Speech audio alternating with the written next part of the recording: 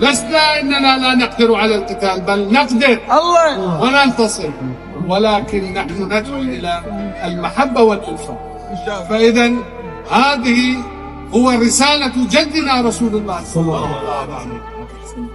فلذلك كان يأمر افشوا السلام، تحيتهم السلام. فإذا نحن رسالتنا هو تحيتنا، لا نخاف ولا نجامل. والمريد الكسنزاني هو نواة الحب والمحبة والرابطة بين القلوب الأخرى. فإذا أنتم إن شاء الله هذه البودقة المباركة تجتمعون فيها على حب رسول الله وحب الإنسانية ما بين جميع الأديان إن شاء الله، ومد يد العون فيما بيننا لبقية إخواننا مهما جرى وحصل، فنحن قادرون على أن نلم الجراح إن شاء الله.